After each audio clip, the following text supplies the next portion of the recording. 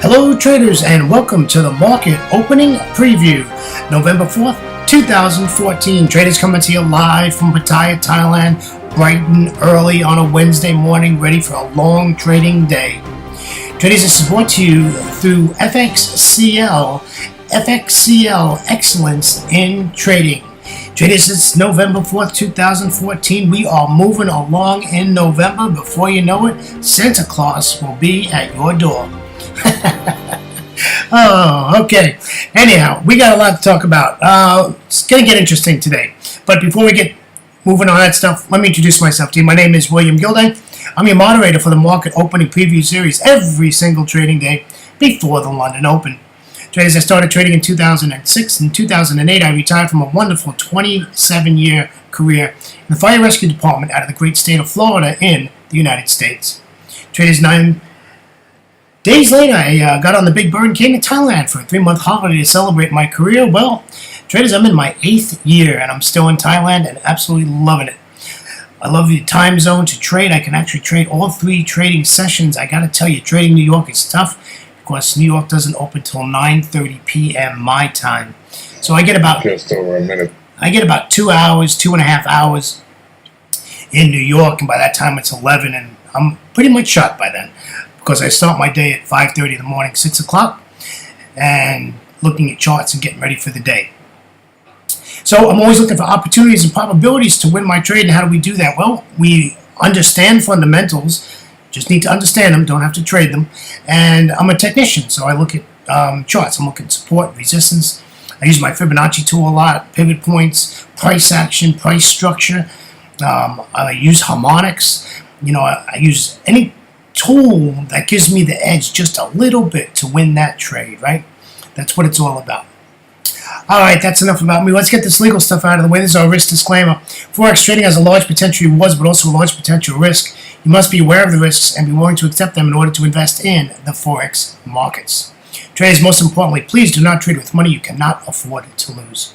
Traders, always remember that past performance of any trading system or methodology is not necessarily indicative of future results.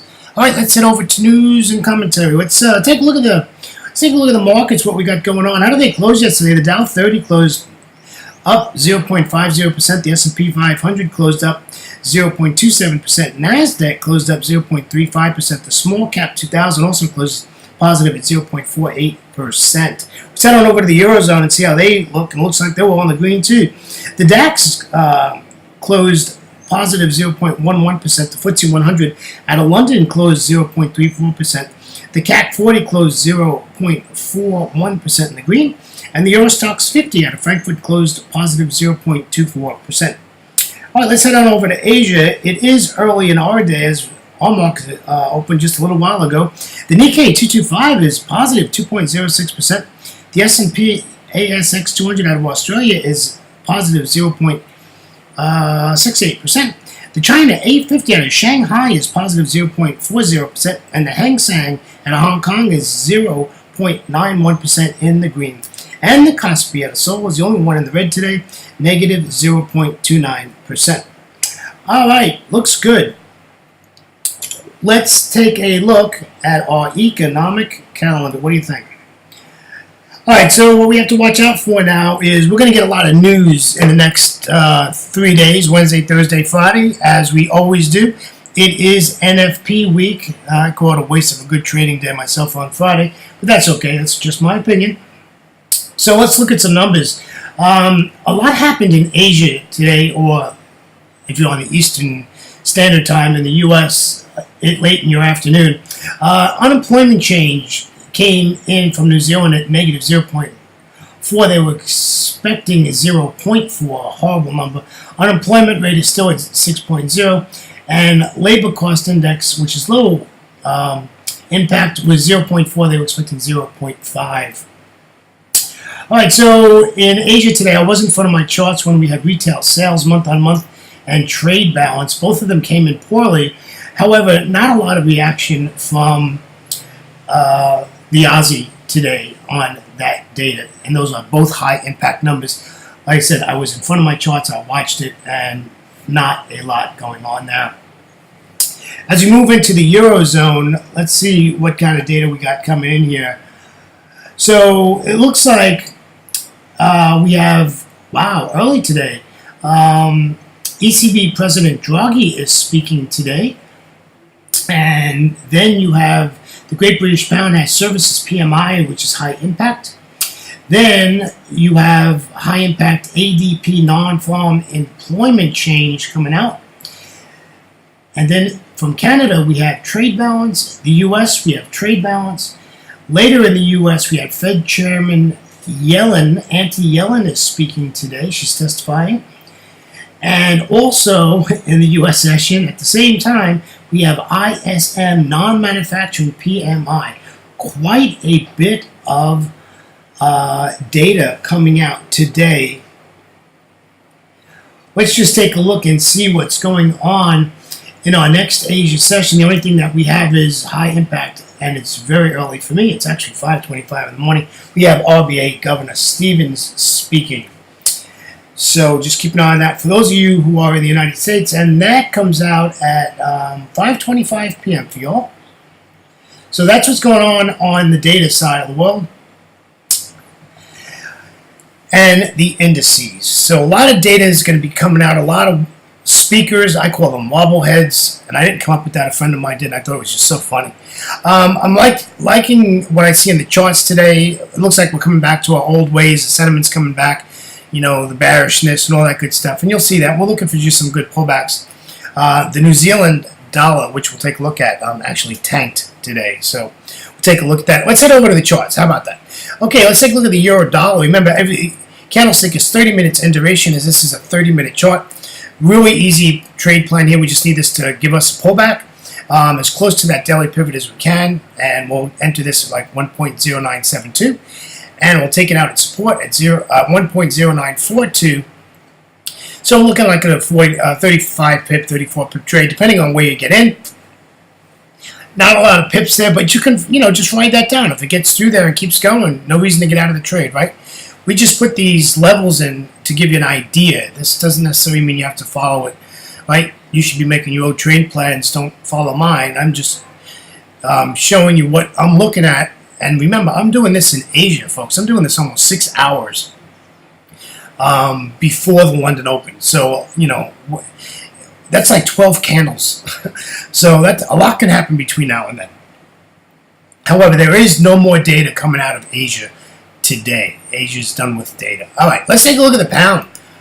Pound looks really nice. I just need this to bump up a little bit and get us close to that 1.5447. You can see that's a resistance line. Also, right above that is the daily R1 pivot. And we just want to see that pop up, and then we can take this all the way back down to 1.5371. So I think this is a really, really nice trade here. The other thing you can do is you can trend line this. See if you can get a 3-touch trend line on this, and if it just decides to jump.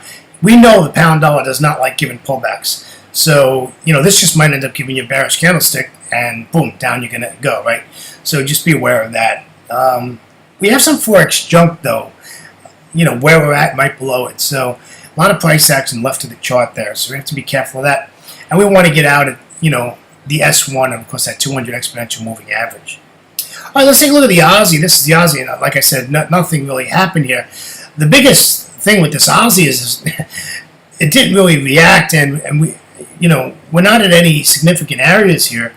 So I was able to put a 3-touch trend line here, which looked really good to me. So let's break this trend line now. We need a retest of the trend line. Just because it breaks, you can just take the trade short if it's a nice engulfing bearish candle, right? And it closes. You got to wait for the close and then take it short. I would like to see a retest of it. So I'd wait for that second candle to come out and just make sure it's a red candle and not a blue candle coming back up to retest that trend line. So we want to get in about 0.7186. We'll get out at 0.7131. This is a nice 50 pip trade, traders.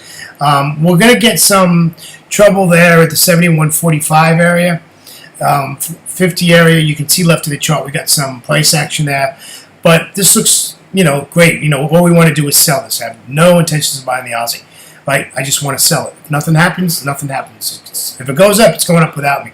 But if you look at the top of the chart there, we've got our EA on there, and you can see the resistance line there. If it goes up to that resistance line, I'll sell it there, right? Just put it in an order, and we'll sell it there. I have no problem with that.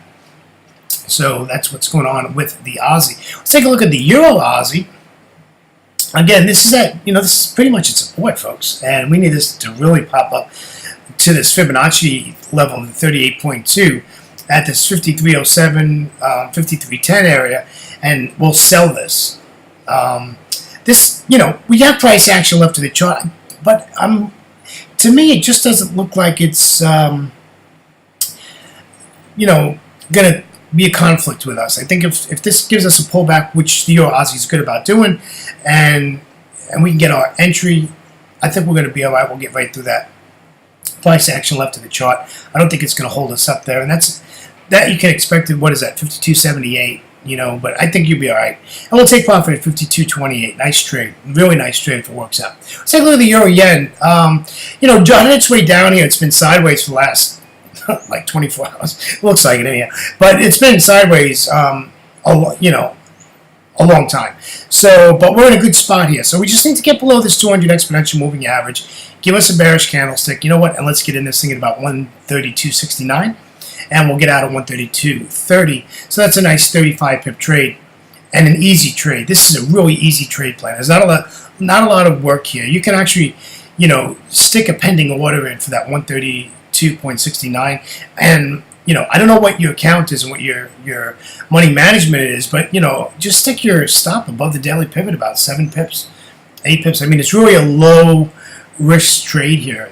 There's not, you're not going to risk a lot if you get in this. So I'd wait like 2 hours before the London Open and see what we got, and then take a look at it from there. Let's take a look at this New Zealand dollar. What a mess this is. Well, not if you're short, and you should be. I mean, we know that. We should be short in New Zealand. And it's still, priced pretty high for the New Zealand. But this really tanked today. And so I stuck in there at resistance level at this 0.6679 area, which is below that resistance purple line there. And, we're just looking to take this down, but we just need some sort of a pullback. I couldn't do a fib because, as you can see, that last candle, I don't have 2 to the right and 2 to the left. And if I don't have a candle, I can't do anything. So we'll just wait and see if we can get a pullback and an entry here. I don't think so, but we'll see what happens. You never know what can happen in Forex. All right, that wraps up our 6 currency pairs, my friends. Traders, on behalf of myself, William Gilday, and our great friends at FXCL Excellence in Trading, I thank you for being with me on a Wednesday, November 4th, 2015.